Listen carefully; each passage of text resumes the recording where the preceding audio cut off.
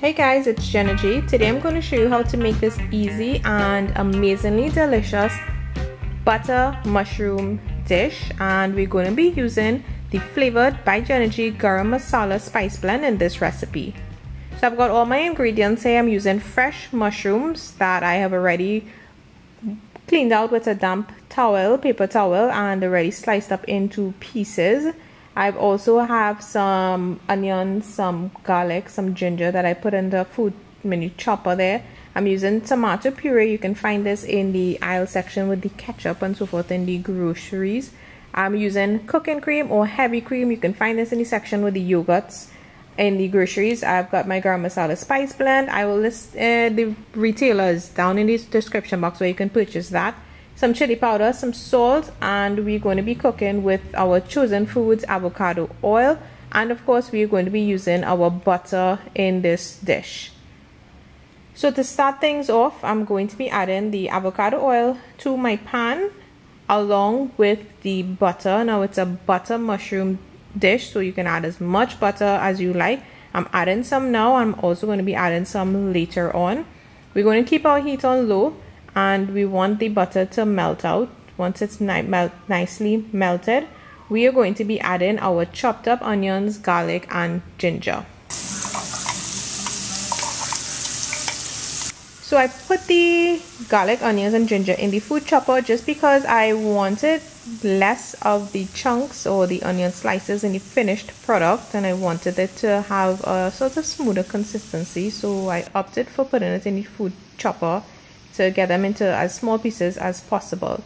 Now we're just going to saute this just for a couple of minutes, not too long, on low heat until it gets nice and fragrant. You don't want anything to burn, of course, so I'm just going to keep stirring it, and by now the kitchen is going to be smelling fantastic.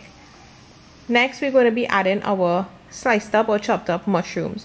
So I always prefer to use fresh mushrooms in all of my dishes. They're readily available at the supermarkets. They're usually different types of mushrooms.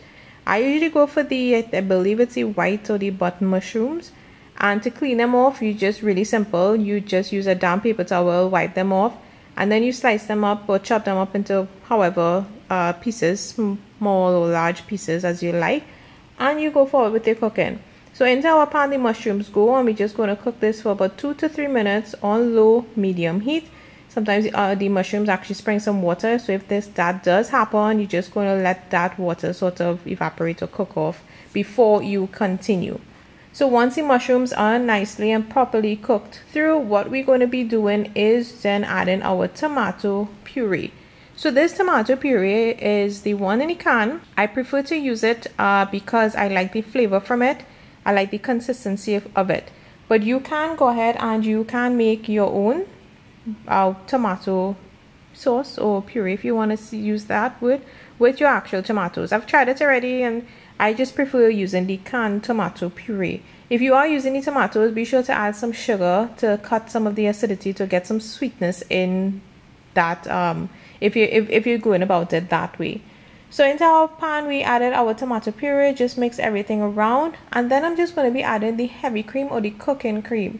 Now this heavy cream or cooking cream, you can find this in the section, the chiller section, where you usually find all the yogurts and the milks. I believe it's the milk. If you don't have access to the cooking cream or heavy cream, you can add some evaporated milk to your dish with some butter and just maybe a little flour just to thicken up a bit. But the cooking cream or the heavy cream has a nice thick and rich flavor consistency to it, and that's why I like using it. So I'm adding it to here. You know, you're going to notice that the color is just going to change drastically. It's going to get super light and not really what you think a butter mushroom dish should look like, but later on it darkens up. So as you add it now, it just looks very, very light, but it's going to darken up as we go along. I'm adding my garam masala mix to it. I'm going to be adding some salt, and you add some chili powder to your liking. If you want a spicy dish, you can go ahead and add your chili powder. Now I'm just going to cover this down, let this cook for a bit, and you want that sauce to thicken up. You want everything to come together nicely, and you can add a piece of butter or more butter coming down to nearer to the end. So I'm just going to mix everything up there, and I'm just going to cover it, let it cook for a couple of minutes. So after a few minutes, this is what it looks like. You see the color there changes. It does get a little darker. Now coming down to the end of cooking this, I actually had some fish pieces on hand. So what I did was just season it up with some salt, some black pepper, some chili powder, and some of the garam masala, and I added it in last. But just because I had the fish on hand, I decided to just add it into the mix one time.